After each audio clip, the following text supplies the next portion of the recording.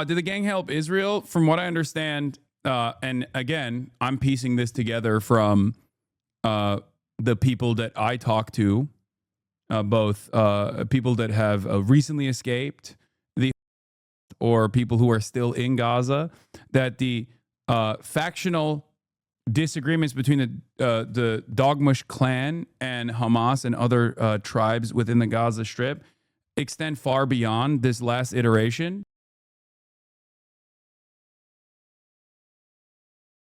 We are going to move on from the Venezuela stuff to Hamas in the Middle East, because Donald Trump this morning, as I told you, turned around and Donald Trump this morning basically was like, I got the boss call from Israel.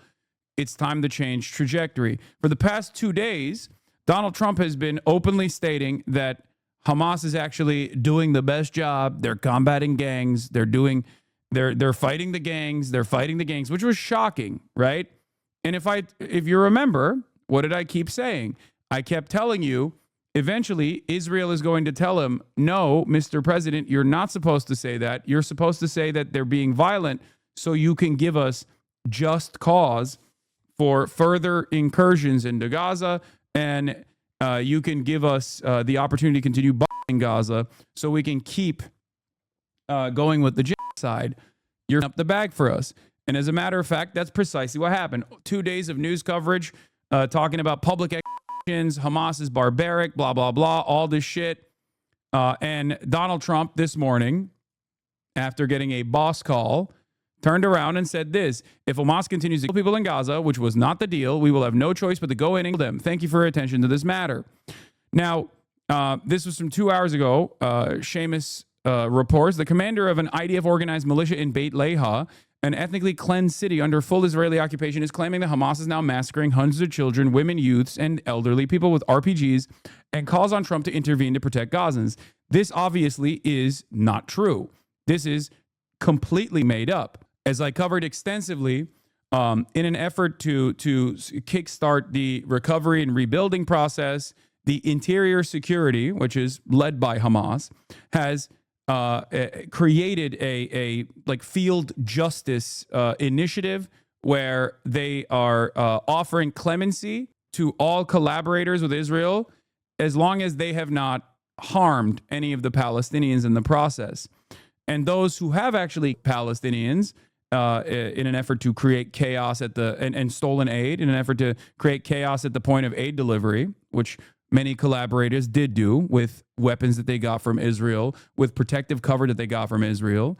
Some of those collaborators were executed. Now, for the record, a lot of people look to that and immediately go, the horror. It's understandable. This is a barbaric practice.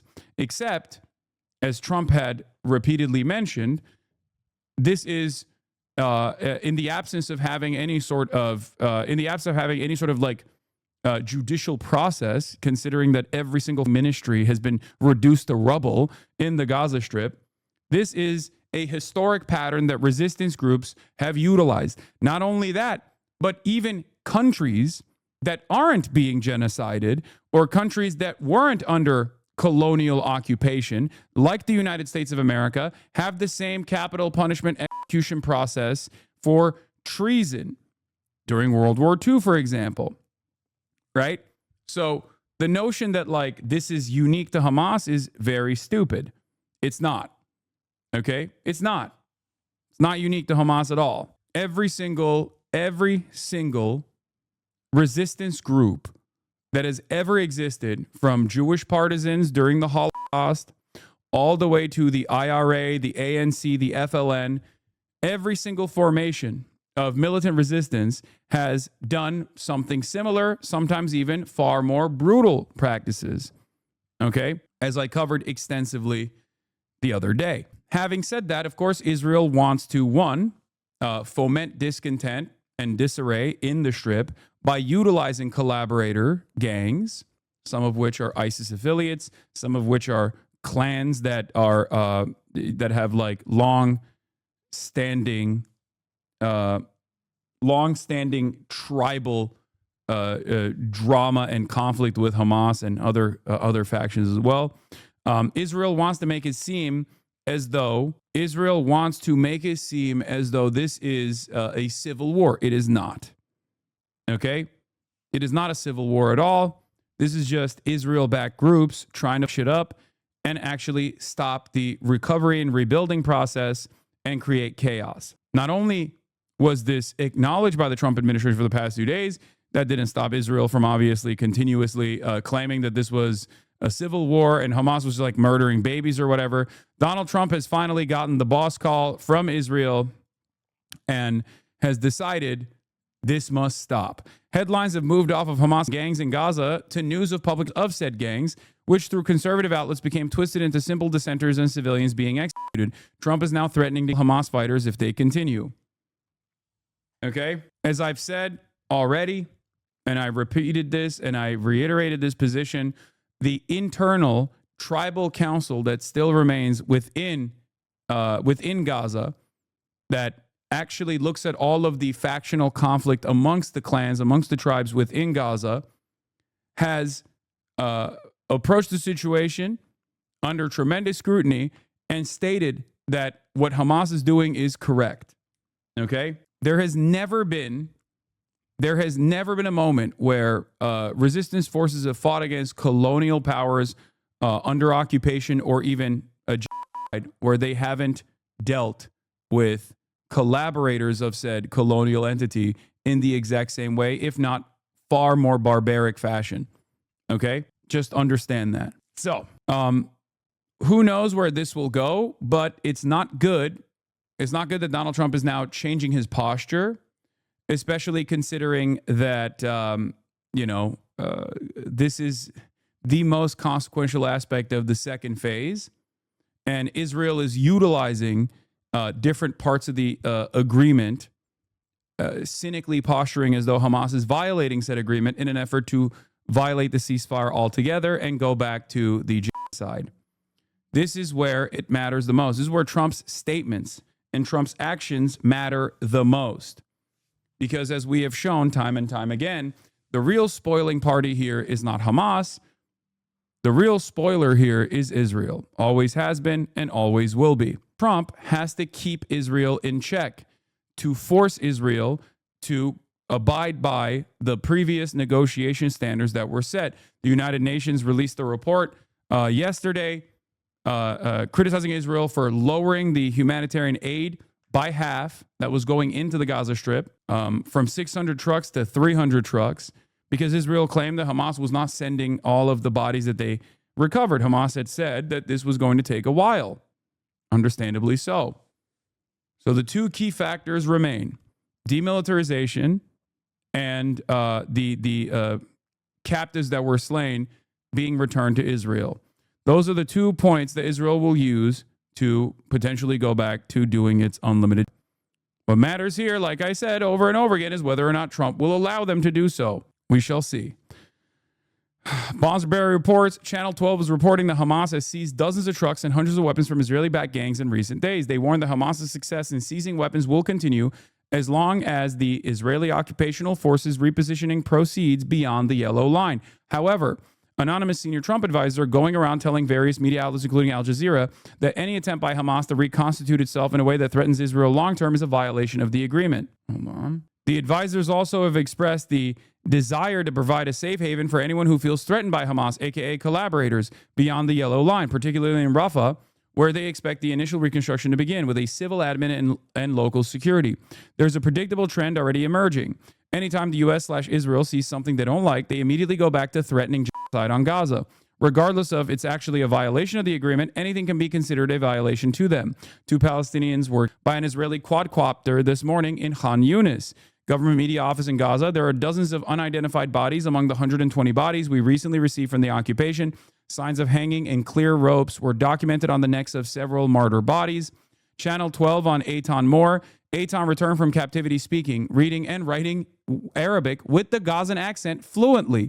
We're really blown away by his level of Arabic. He writes Arabic like I write Hebrew. He reads books in Arabic, newspapers in Arabic. Director of the Palestinian Center for Prisoner Defense.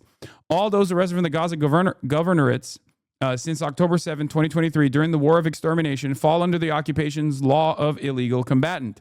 Not a single detainee was charged or sentenced. All procedures carried out under a legal guise are formal and superficial measures that will not lead to any future outcome and serve to cover up the organized crimes committed against prisoners in the prisons. The characterization of illegal combatant or unlawful combatant is the same flimsy legal pretext for Trump's extrajudicial of civilians in the Caribbean, which most recently resulted in the of a Trini fisherman on Tuesday. The director of government media office in Gaza, large parts of the bodies we received are missing and not present, so we accuse the occupation of stealing their organs. The bodies of our people arrived in very poor and miserable condition. We have only been able to identify 6 martyrs out of 120. Our refrigerators can only preserve the martyrs for a week. Then we will be forced to bury them, said the director of the government media office in Gaza. Yes, I saw the Republican congressperson with the swastika flag in the office. I know. This is the Sky News report on the gangs that were being 1 week after brought to justice by interior security forces. I was agreed. Gaza is plagued by a different kind of violence.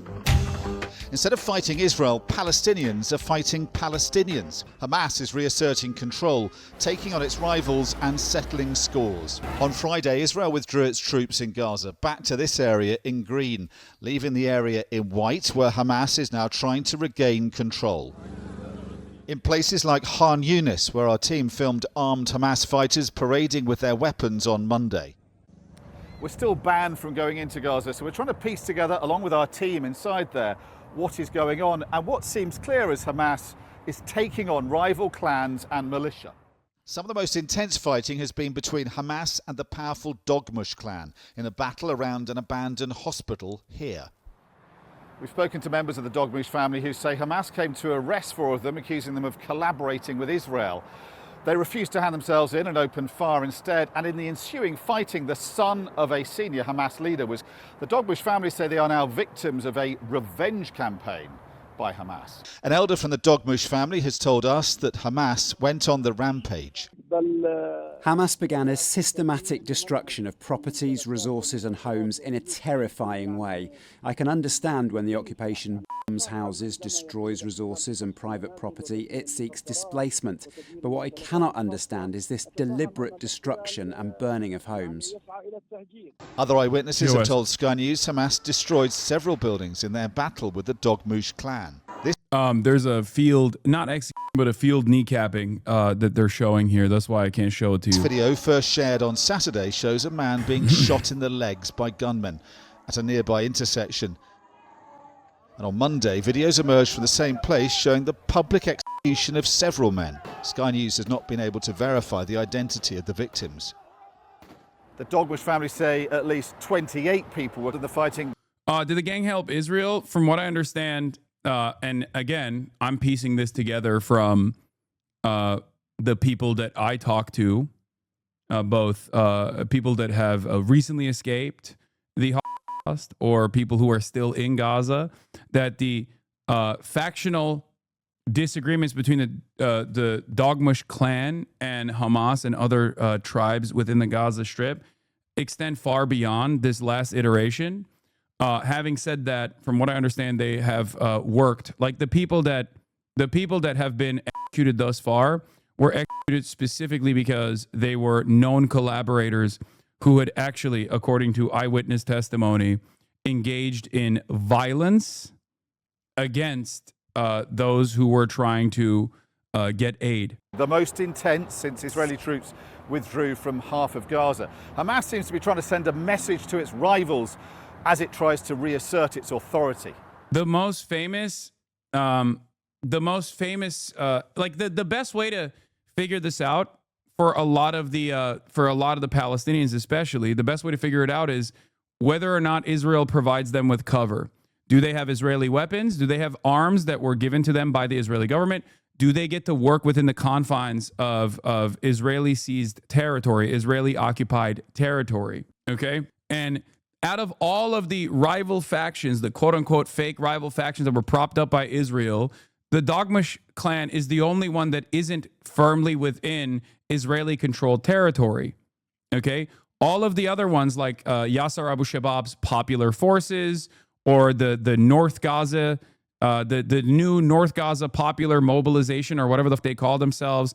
All of those guys are directly working with Israel. Everybody knows that they're directly working with Israel, and their base of operations is within the confines of Israeli-occupied territory, within the Gaza Strip, that is a red zone, as in, if you are Palestinian, there is constant 24/7 drone coverage over you, and they will. If you're a Palestinian that goes beyond this, like this supposed yellow line that they have defined, which isn't like a literal boundary for the record, is just something that Israel has decided.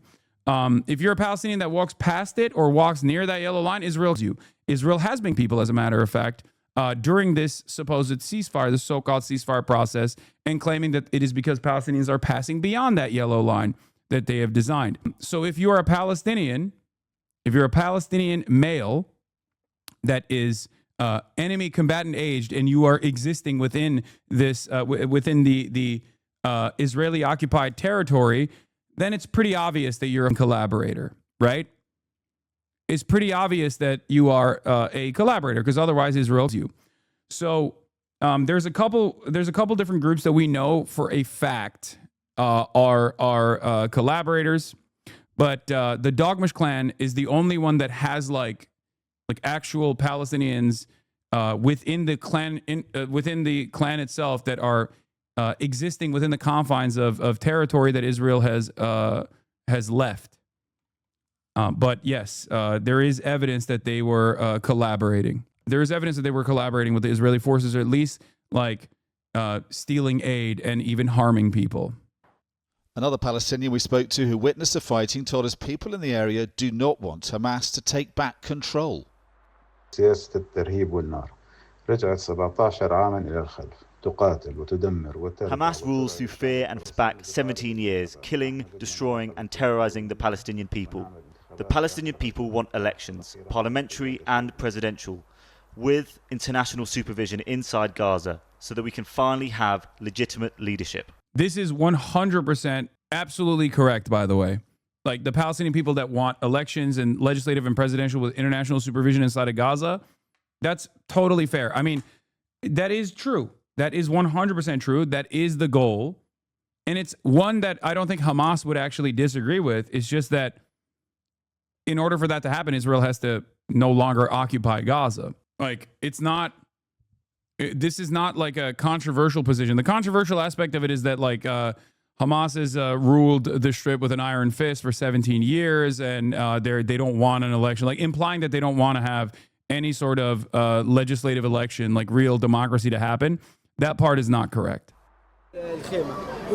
Hamas insists it is only enforcing law and order to prevent chaos in Gaza, and is not settling old scores.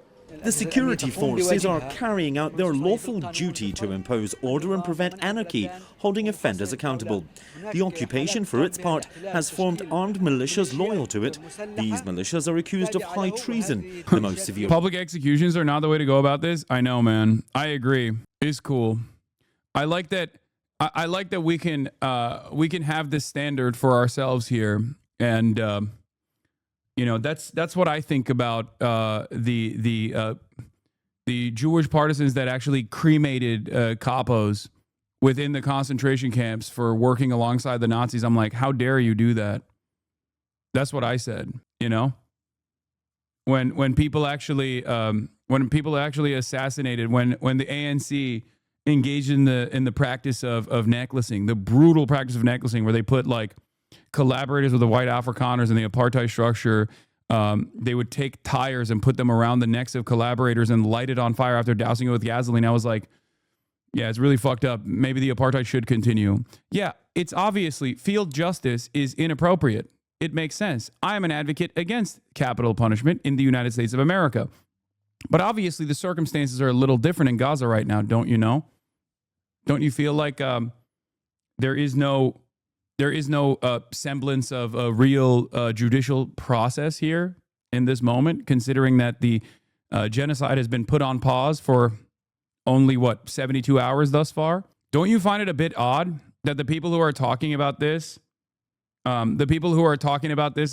by and large Israeli envoys that not only are arming some of these clans in order to foment some kind of disarray, but also are the ones who are most responsible for the ethnic cleansing of all Palestinians, regardless of their creed or regardless of whichever clan they may come from?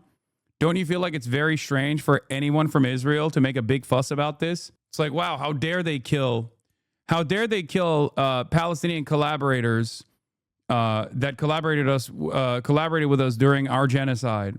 The Shin Bet offered the Dogmush family financial and military support in exchange for participating in the fight against Hamas and providing security information to Israel. When they refused to cooperate, the Israeli army launched airstrikes. 30 members of the Dogmush family were killed in a bombing that targeted the Sabra neighborhood in southern Gaza City, while 20 others remain under the rubble. 28/9/2025, Anadolu Agence. Israel tried to weaponize aid, as was expected, and basically got other factions within Gaza to do what they claim Hamas was doing, which was intercept aid at the point of delivery, violently seize it from the Palestinians by killing them, and then use it as a way to draw in more support. They did that. That's what the collaborators and the compradors did. Charge in Palestinian revolutionary law. But President Trump's 20-point peace deal calls for the complete demilitarization of Gaza, and he's demanding Hamas gives up all its weapons before it's forced to. We have told them we want to disarm, and they will disarm, and if they don't disarm, we will disarm them. And it'll happen quickly and perhaps violently. This part of northern Gaza is still under Israeli military control, but in there, some Palestinian militia are setting themselves up, vowing to take on Hamas. In the north of Gaza, controlled by Israel, is the base of Ashr al-Amansi and his militia opposed to Hamas. Yeah. In the last 2 days, they've released videos showing off their fighters and weapons. Yeah, they get their vehicles from the UAE, they get their guns from Israel, and they're beyond the yellow line. So there's no confusion about who these guys are and what they are doing. Okay, the only one that's like up for debate is the Dogmush clan, because they exist within, from what I understand, they exist primarily within the territory that Israel relinquished control back to Hamas. And pledging to block Hamas's control of Gaza. Hamas, their commander says, is a terrorist movement. It is pretty funny. Yeah, that's funny that this guy's saying that. It's pretty funny because, like, they're not very good, these guys. So Hamas, from what I understand, just keeps seizing more Israeli weapons from them. Okay. They keep getting their shit pushed in, and then that allows Hamas to gain more weapons and more vehicles from these collaborators. And then what ends up happening is that Israel gets pissed off and says, like, how dare they fucking take these weapons? They're gaining arms. I don't like that. It's like, okay, well, you shouldn't have given those arms to these fucking collaborators. Yeah. As I've talked about already, Hamas is refilling its stockpiles from Israeli weapons. Hamas has confiscated hundreds of firearms, dozens of vehicles, and loads of grenades and ammunition, in addition to substantial amounts of cash that Israel's been giving to gangs, clans, criminals, and collaborators in Gaza. Several clans are now handing their weapons over to Hamas, including Al-Majida, Dogmush, Magasib, and some Terabin, in addition to individuals deserting to Israel-run gangs and turning themselves in return for amnesty. Israel funded, Hamas took over. The loot taken from the clans. This is from Mako. Not just arrests and executions. Military officials confirmed that weapons, vans, and money transferred to Hamas opponents in the Gaza Strip fell into the hands of the terrorist organization. They fell in love with this plan, even though it was clear where it was going, criticized the military official. Another very funny thing that Hamas had done is Israel dropped SIM cards within the Gaza Strip. Okay? Israel dropped SIM cards all over the Gaza Strip in an effort to create collaborators, in an effort to gain information and access to the hostages. Hamas actually took those SIM cards, okay, their shadow unit Arrow took those SIM cards and activated them the day before the release of all the hostages, or the day of the release of the hostages, so that those the prisoners of war, the captives that Hamas had, could speak to their families, which is very interesting. Using the using the colonial entities' grand ambition to cause chaos and destabilization against them. Yes, Hamas intercepted funds that were sent to the militias from Israel and the UAE and just took the money. Yep, exactly. Here, this is one of the, Al-Qassam brigades made video calls to the prisoner of war families using Israeli SIM cards that had been placed by the occupation army at various locations of Gaza to gather intelligence about the prisoners of war. Hamas collected these SIM cards, activated some of them before the handover, and then used them to communicate directly with the families of the POVs. There are some interesting images of like families that are very excited to be able to finally talk to their family members that were in Gaza for the past 2 years.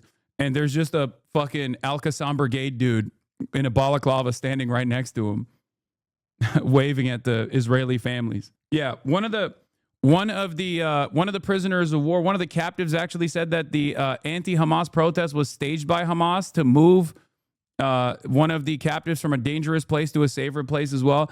I read that, but I don't know if that's like valid. I don't know if that's like real or not. I read that too. I mean, it makes, I mean, obviously I believe the captive saying that like he was moved around during the protest. Like I definitely believe that, but I don't know if Hamas was the one who initiated the protest itself.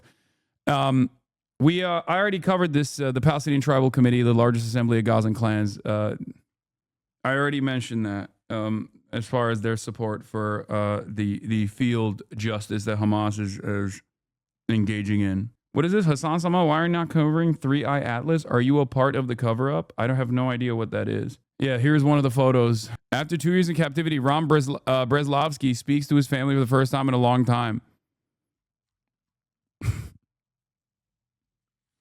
Wait, is Ram the one who speaks fluent Arabic now? Is that the one? No. Is the Gaza Tribal Committee the closest thing that Gaza has to a central political entity right now? Yes, there is the resistance front, the different factions within the Palestinian resistance, and then there's the tribal council. And then there's obviously the interior ministries that they're trying to rebuild. Yeah, one of the captives actually learned to read, write, and speak Arabic fluently with a Gazan accent, as a matter of fact. That's what they were saying. Here's a video of him speaking to the PIJ before his release. اسمي روم براسلافسكي وأنا مخطوف بين 7 أكتوبر 2023 سنتين. اليوم الحمد لله يوم الفرحة جاء. هذا اليوم اللي احنا بنغوح فيه إن شاء الله. لن يعود أسراكم إلا بقرار من المقاومة شئتم أم أبيتم. After the release, Islamic Jihad posted a video from Ram Breslavsky film before his release. Following the prolonged starvation and abuse, they now posture as freedom fighters, but they are terrorists. Terror in Gaza continues to thrive even after the war ended. That's not half bad Arabic. Yeah, I mean, I don't know if he's like fluent or not. Maybe he just like they taught him to say that. But yeah, that's he sounds Israeli Hasan. He does not sound like a native speaker. No, that's not the one. That's not the one. That wasn't the one, chatter. There's another one of the captives that apparently learned to speak Arabic fluently. That wasn't the one I was talking about. They just probably taught him to say that. Anyway, Trump's advisors have said there will be no reconstruction areas where Hamas still controls. We already covered that. Israel, of course, continues to block and oppose any alternative to Hamas, so this seems part of their goal as described by its government to block reconstruction. Barak Ravid reports, despite the fact that Hamas has not yet handed over all the bodies of the kidnapped deceased, the U.S. administration is interested in moving forward to the second stage of the deal and beginning the rehabilitation of Rafah. The details in my article. The rehabilitation of Rafah is exclusively designed by Western forces to present an alternative. They want to create like a Bantustan structure almost that is entirely controlled by Western interest and Israeli interest, in an effort to show Palestinians that there is like a more peaceful alternative if you collaborate with us. That's basically what they're trying to do, which in a weird, twisted, fucked up way, ironically is a perhaps more successful and much less violent way of showing a different alternative other than like brutal war and death and destruction, which is the only language Israel knows. The problem is, of course, everybody knows exactly what happens when you exist under Israeli occupation. Every Palestinian knows exactly what happens. Look no further than the West Bank. Its fighters will be dealt with as collaborators. And in the south of Gaza, also in the Israeli-controlled area, the stronghold of Yasser Abu Shabab. Yasser Abu Shabab is like the most famous one that I've covered quite extensively. Wall Street Journal opinion editorial writer Yasser Abu Shabab, who dropped out of second grade, is not literate in Arabic and certainly not literate in English either. He is despised by his own clan, by his own family. And is seen as like one of the primary collaborators with Israel. And he has run amok in southern Gaza with complete Israeli protective cover and still has a base of operations in Rafah, a real scumbag, drug dealer, and ISIS affiliate. The investigation revealed that Israel was helping Abu Shabab smuggle weapons, cars and cash into Gaza. The IDF had no response to our allegations, but Abu Shabab's power is thought to be drawn from protection from the Israeli army. Yeah, he was disowned by his family, which you won't be hearing from. He was disowned by his family, but I suspect you won't be hearing that from Sky News. Control of a key aid route. The people of Gaza are now spared the horrors of war with Israel, but now face the spectre of a civil war instead. The United Nations says the fighting between Palestinians is hampering the effort to get aid in. We also need to be able to operate in an environment where our trucks and... Fun fact, the group from the north just shown members were arrested by Hamas pre-October 7 for stripping down and robbing women in Gaza. Abu Shabab freed them after October 7. Yeah, Abu Shabab himself was also in prison for drug trafficking. Israel freed Abu Shabab from prison. Abu Shabab himself is a notorious drug trafficker in the Gaza Strip and was in prison before October 7. After Israel's genocide started on October 7, they literally fucking broke a bunch of these criminals out of prison and then immediately started working with them as collaborators, which they already had experience working with them to begin with, so it wasn't that hard. A lot of the gangs that are currently running amok in Israeli-controlled territory of the Gaza Strip are all guys like that.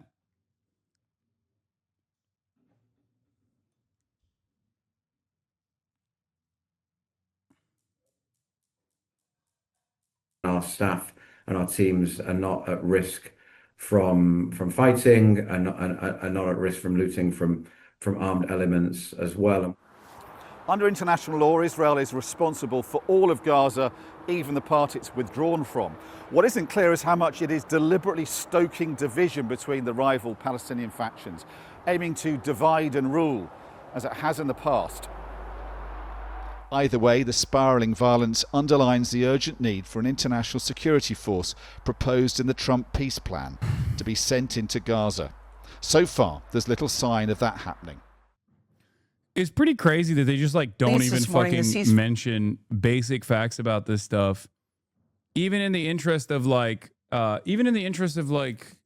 informing their audience, or it's just like so clearly one directional. Their coverage on this stuff is just like Hamas is not the party that is trying to desperately restore some semblance of order during the recovery and relief process, and it's actually all of these other gangs that are the real Palestinians that abide by the wishes of the real Palestinians. It's fucking crazy. Yeah. Side effect of Western media not mentioning that the gangs Gaza security forces have been battling are proxies of the IDF who support the full scope of Trump's plan. Trump sees the headlines that Hamas is battling gangs with no other info and thinks they're doing a good job. That was, of course, 2 days ago. And as I told you, as I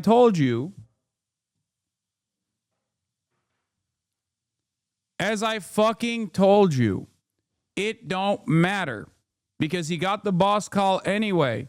That was an accidentally based comment, except I told you it was going to eventually, Trump was eventually going to turn around and be like, okay, never mind. Actually, it's not good that they're doing this because Israel wants to use that as a new narrative. Israel wants to use that as a narrative, and Trump just didn't know any better. He was just like, nope, they're doing all right. Fire in Gaza, it's still holding. Hamas has returned the bodies of 2 more Israeli hostages, while Israel has returned at least 30 Palestinian bodies. New video shows a staggering destruction in Gaza. One group supporting the families of the hostages says the peace process should not move forward until all the bodies are returned. Officials in the region say that will be very difficult to do. Deborah Pattis in East Jerusalem with the latest. Deborah, on paper, it sounded like a very good plan. Please return all the bodies, but the reality has not been so easy. Indeed, and a very good morning, Gail. Well, Hamas says it's handed over all the hostage bodies it can and needs specialized equipment to retrieve the rest. Senior U.S. advisors told CBS. What's so crazy about this is like the way that Israel is talking about this shit in an effort to very clearly restart the genocide was that this was negotiated. This was discussed in the previous rounds of negotiation where both Hamas and Islamic Jihad and all the other resistance groups literally said, yeah, it's going to be a little difficult for us to extract all of the fucking slain captives because they're under mountains of rubble alongside our fighters because Israel killed them. Israel bombed them. The fact that Israel knew that and still chose to use that is expected, of course. But this is something that I talked about ahead of time. If you recall, one of the things that I said was that the second phase of the ceasefire was going to be the most consequential phase. And that was going to be the phase where Israel tries to fuck it up and restart the genocide. And that the two things that we're going to use is like the demilitarization stuff that's still up in the air, and also the extraction of all of the slain captives. So the very fact that Israel is using that is predicted, is expected. But once again, Trump has to make sure that Israel remains restrained here. News, they are not at a point where they believe the ceasefire has been violated. Israeli soldier Captain Daniel Perez was laid to rest on Wednesday after his family finally received his body held in Gaza for over 2 years. Perez was killed fighting Hamas during the October 7 attack. For his family, it brings fresh pain. It's a new truth I have to face. It's proof that you're really gone. To date, Hamas has returned 9 bodies. Senior U.S. advisors have told CBS News that the level of destruction in Gaza has made it almost impossible to... Not to derail, but you have to confront Asmold at some point, man. Like, there's farming and there's being malicious. Both of you are too big to ignore now. Asmongold farming me. How unique and how different. I can't believe it. You're just now telling me this. Oh no. You're telling me now for the first time. You're telling me now for the first time. Retrieve the rest, even if Hamas knew where they were buried. President Trump has weighed in. It's a gruesome process. I almost hate to talk about it. But they're digging. They're actually digging. There are areas where they're digging and they're finding a lot of bodies. Then they have to separate the bodies. Israel said it would return the bodies of 15 Palestinians in exchange for every hostage. For the past few days, the Red Cross has been transferring the remains of loved ones back to Gaza, but that too has been mired in controversy. We saw with our own eyes clear signs of torture and execution, said Gazan health official Sameh Hamad. Their hands and feet were cuffed, their eyes blindfolded. Now, the bodies of 19 hostages remain in Gaza. Turkey has offered their assistance given their extensive expertise in recent catastrophic earthquakes. Vlad? All right, Deborah Patta for us in East Jerusalem. Thank you very much.